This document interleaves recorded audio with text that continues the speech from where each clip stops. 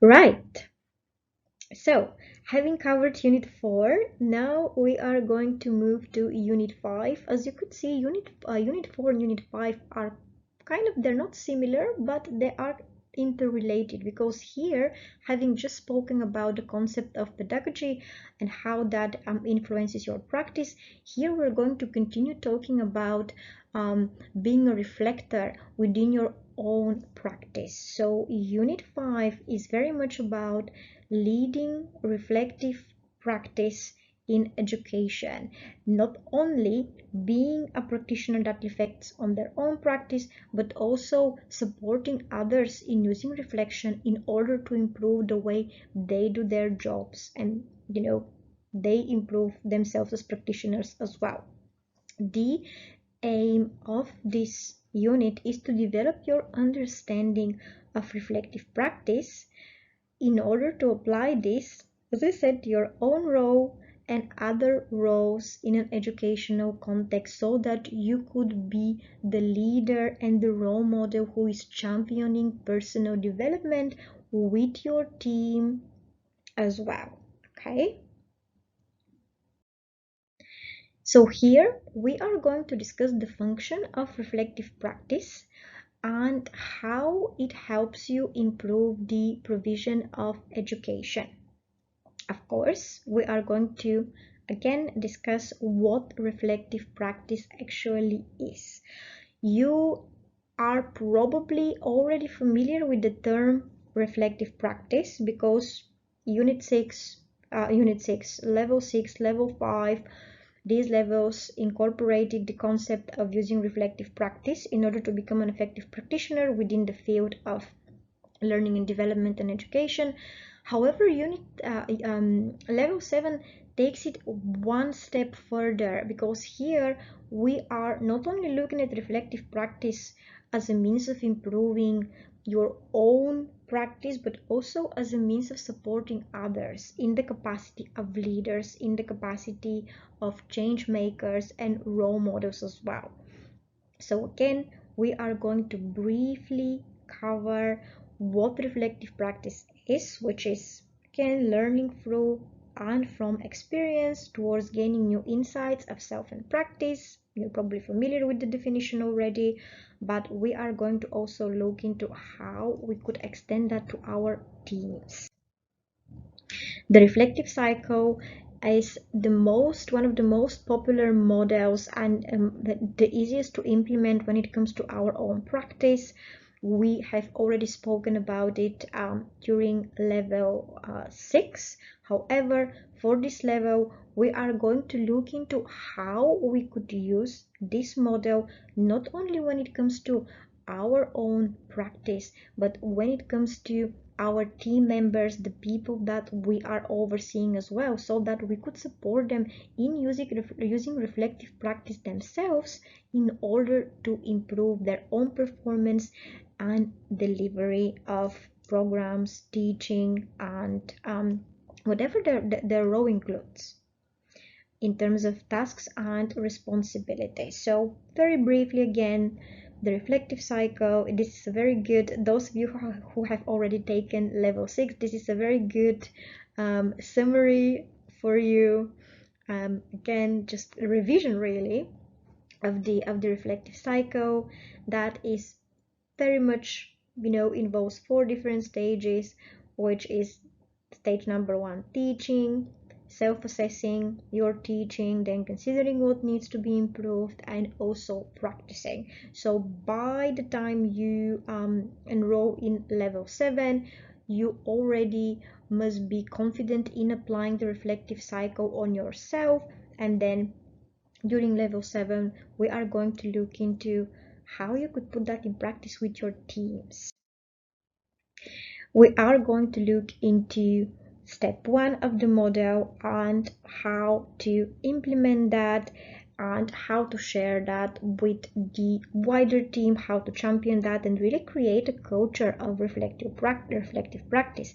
And here to give you an example, in step 1 is very much about obviously it is about conducting teaching, but it incorporates sub steps which are identifying methods of recording practice, identifying potential observers of teaching practice, collecting learners' feedback, and that is where you could organize those activities and involve your team to ensure that they are doing those steps themselves and understanding how to evaluate their own practice. Or you could be role modeling that yourself and then inspiring, really encouraging your team to follow those steps as well, so that reflective practice is implemented across the organization, and that doesn't necessarily need to be your team only. Reflective practice is a crucial skill that allows practitioners and the entire organization to improve its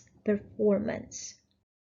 The second step is going to be self-assessment. Here we're going to look into evaluating performance, identifying strengths and weaknesses. Again, we're looking at the reflective cycle and how we could apply that to our own roles, but at the same time we're also looking at how we could apply that with your teams as well.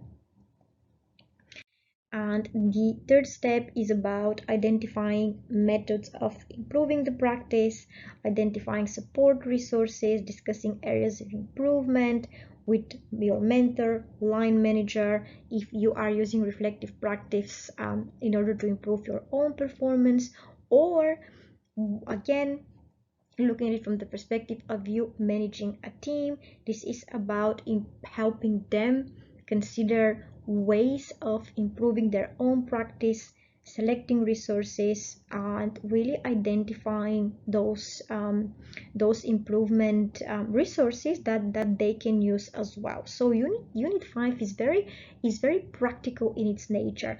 Although we're going to be discussing certain models of using reflective practice, such as the reflective cycle. That is just one of the models, because this is a model that you must be familiar with from level 6.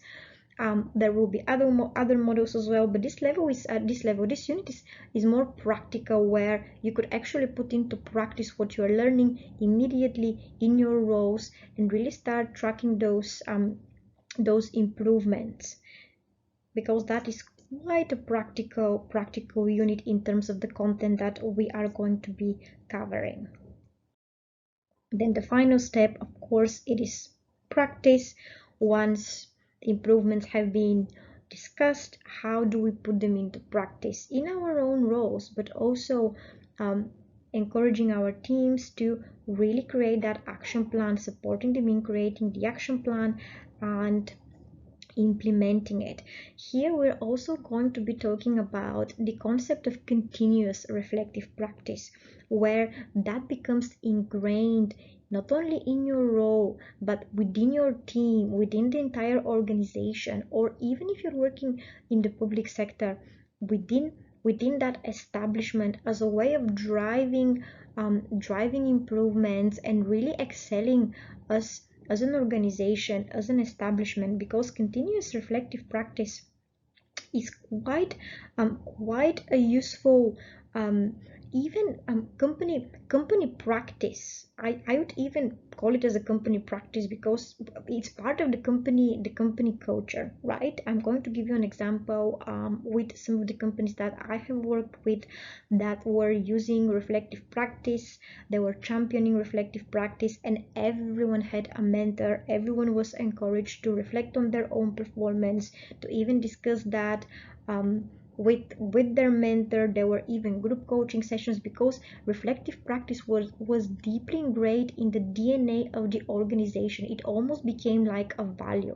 So here, during unit 5, we are really going to be talking about how you actually could take reflective practice from using it on yourself only to expanding it within the wider organization to support you, not only as a means of improving, but it could come quite handy in change management initiatives as well. If you were to take part in a change management initiative, and if we come back to using Lewin's model of change, the final stage, which was the refreeze stage where you are reinforcing change, using reflective practice to evaluate how change is being reinforced, how change is being displayed, how performance is improving, is changing, and monitoring that performance by using self-reflection and different practices. This is quite a useful tool to really support change management initiatives as well. So level 7 is hugely beneficial, not only because of all these theories and models that you are going to learn, but also because of how they directly impact your role and how you can implement them directly even while you are studying this level, and you may already be working as a manager or you are preparing for that next level within your career. So there is a huge practical element that you're going to find very beneficial, as theories are fantastic and it is fantastic to have all the knowledge, but it is important that we know how to put it into practice in a way that helps us in our own roles, but also supports us in managing a team and really helping them to excel, especially if your role is of a more senior level as well. So every unit really kind of interrelates with the unit before and builds your understanding both theoretically but also practically, and gives you the foundation to understand how to drive the creation of new policies that support the enhancement of performance, your own, of your team, and the establishment, the organization as a whole. Again, summarizing here, Unit 5, you will not only be talking about using reflective practice in your own role, but also really role modeling that and leading others in using it as well.